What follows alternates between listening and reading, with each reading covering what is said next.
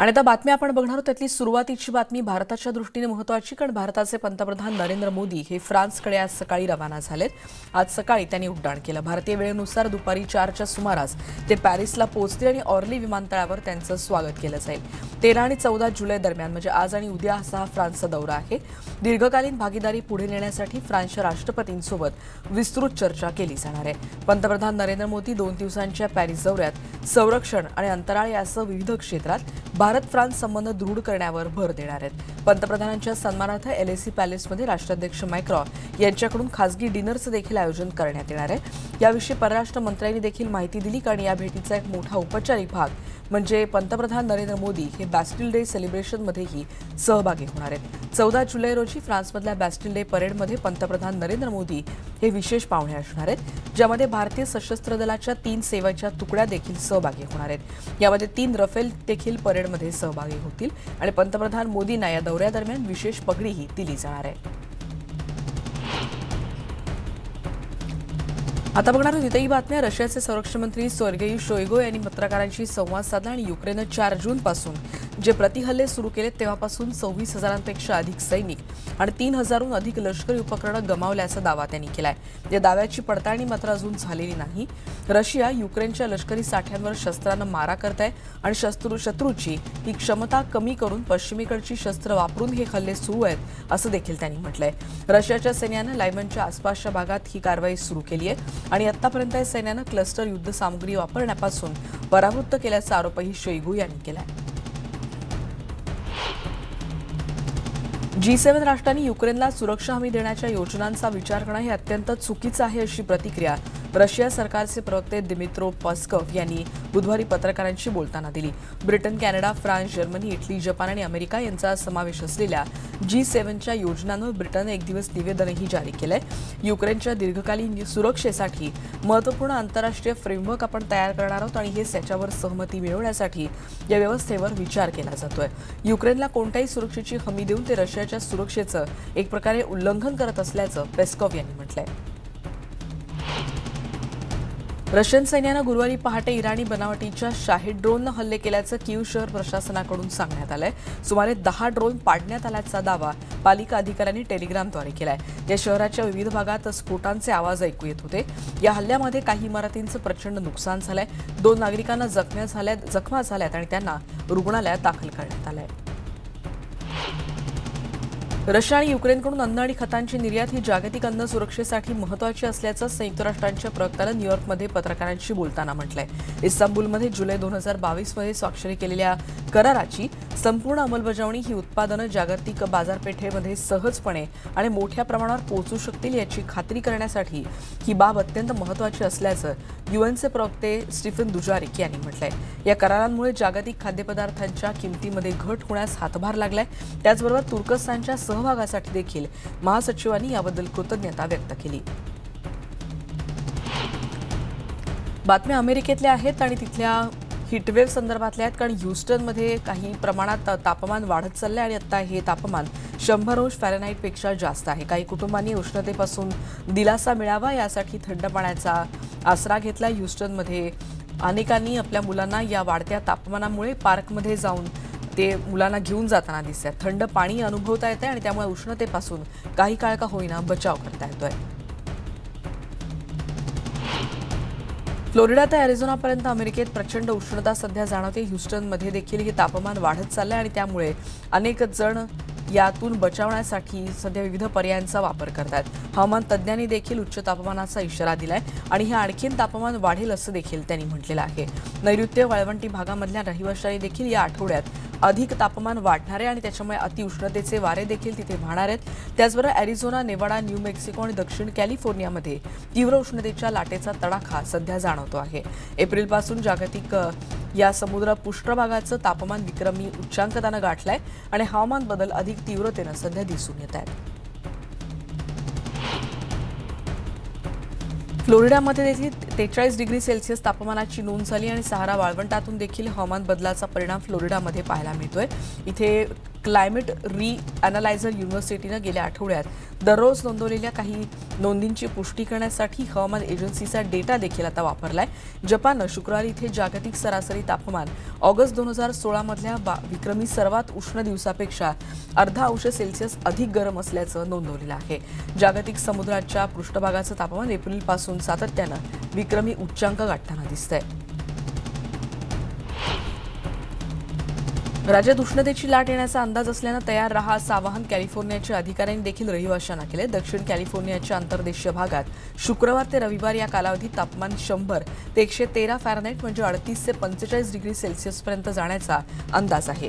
कोणत्याही आपत्तीपेक्षा या अतिउष्णतेमुळे जास्त मृत्यू होतात अशी माहिती कॅलिफोर्नियाच्या गव्हर्नर ऑफिस ऑफ इमर्जन्सी सर्व्हिसेसचे प्रवक्ते ब्रायन फर्ग्युसन यांनी दिली आहे. या उन्हाळ्यामध्ये आतापर्यंतचं सर्वात उष्ण तापमान असेल अशी शक्यताही त्यांनी व्यक्त केली आहे. नॅशनल वेदर सर्व्हिसेसकडून देखील ही शक्यता व्यक्त करण्यात आली आहे.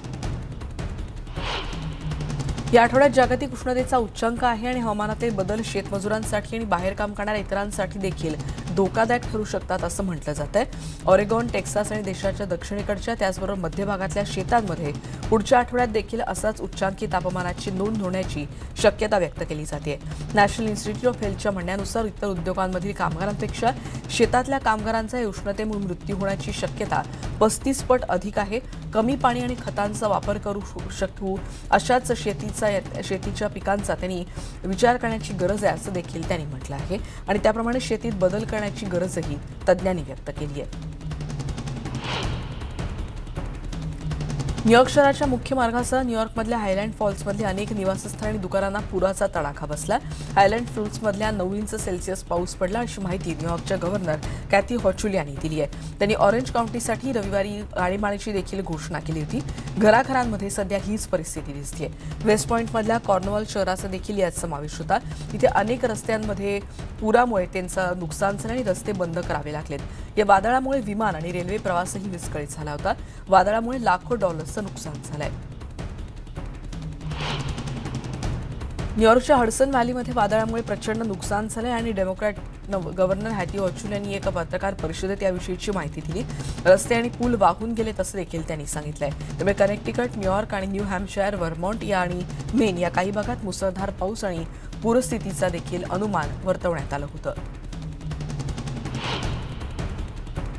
न्यूयॉर्कच्या हडसन व्हॅलीमध्ये मुसळधार पावसामुळे प्रचंड पूरस्थिती होती आणि यामध्ये रविवारी एकाचा मृत्यू झाल्याची नोंद झाली. रविवारी या भागातले अनेक रस्ते बंद करावे लागले होते. वादळ त्यानंतर पूर्वेकडे सरकलं आणि त्यामुळे राष्ट्रीय हवामान सेवेनं स्टॅमफोर्ड आणि ग्रीनविचच्या शहरांसह कनेक्टिकटमध्ये देखील पुराचा इशारा दिला होता. काही भागात 5 इंच पाऊस पडेल असा अंदाज वर्तवण्यात आला. अजूनही अनेक लोक इथे बेपत्ता असल्याचं सांगण्यात आलंय. एक घर देखील याच्यात वाहून गेलंय.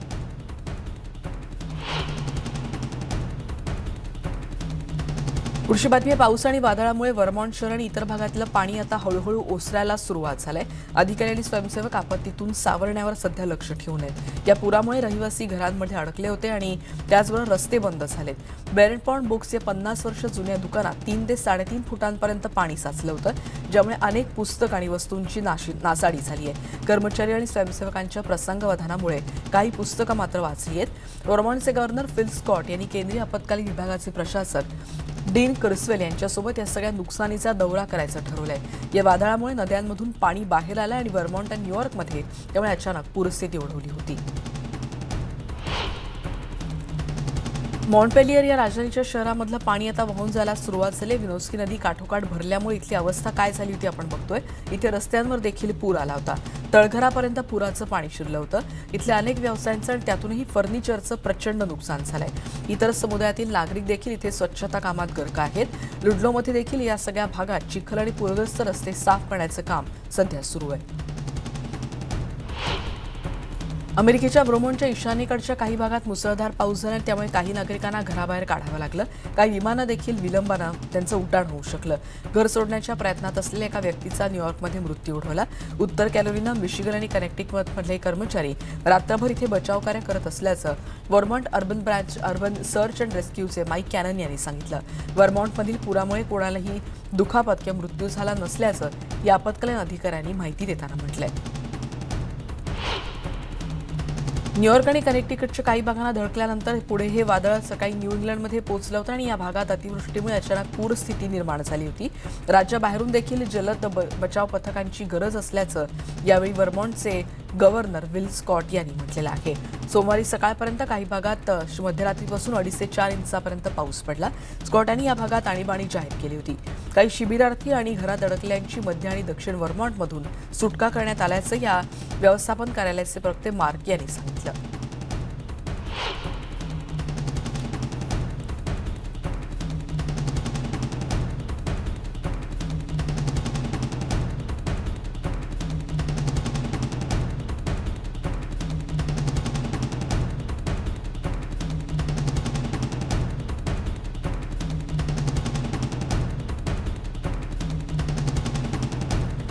पुढची बातमी आहे. खराब झालेल्या फुकुशिमा अणुऊर्जा प्रकल्पातून प्रक्रिया केलेलं किरणोत्सर्गी पाणी सोडण्याच्या विरोधात दक्षिण कोरियाच्या काही खासदारांनी स्थानिक कार्यकर्त्यांसह टोकियोमध्ये रॅली काढली होती. जपानच्या उद्योगमंत्र्यांनी फुकुशिमा इथल्या त्सुनामीमुळे उद्ध्वस्त झालेल्या अणुऊर्जा प्रकल्पाला भेट दिली होती आणि त्यानंतर पंतप्रधानांच्या कार्यालयाबाहेर निषेधही करण्यात आला.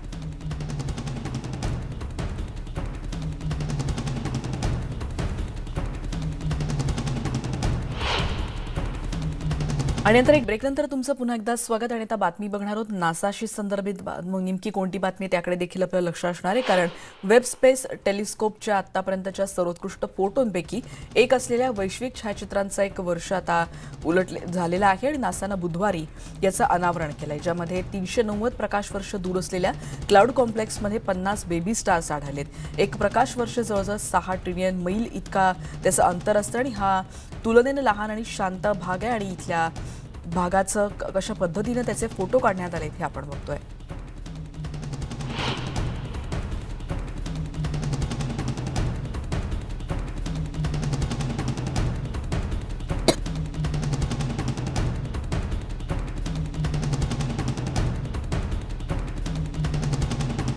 पुढची बातमी अमेरिकेतली. अमेझॉनच्या वार्षिक प्राईम डे या भागामध्ये ऑनलाईन म्हणजे ग्राहक जेव्हा ऑनलाईन डील शोधत असतात तेव्हा हॉलिवूडचे पटकथा लेखक आणि त्याचबरोबर अमेझॉनचे डिलिव्हरी ड्रायव्हर्स अमेझॉन स्टुडिओसमोर अमेझॉन क्राईम अशी चिन्ह घेऊन यावेळी उपस्थित होते.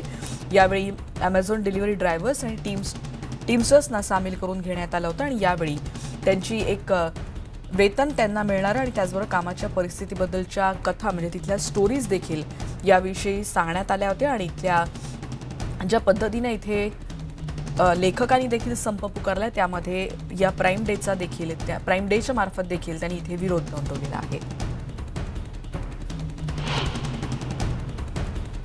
बातमी आहे लंडनची BTS फेस्टिवलमध्ये रेकॉर्डिंग आर्टिस्टच्याच म्हणजे जो जोनस यावेळी उपस्थित होते. बिली जॉयल यांच्यासह हाईड पार्कमध्ये हा कार्यक्रम झाला.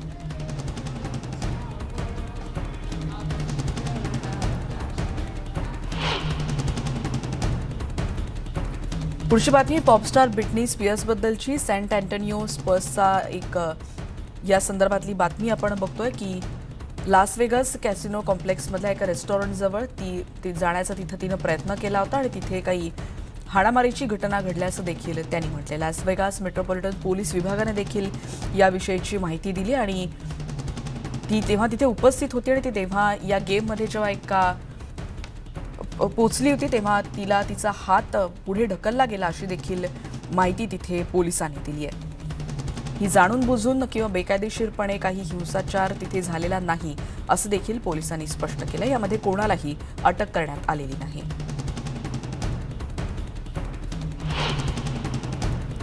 आणि सगळ्या बातम्यांचा आढावा घेतल्यानंतर या बुलेटिनमध्ये आता आपण इथेच थांबतोय. पहा फक्त न्यूज 18 लोकमत.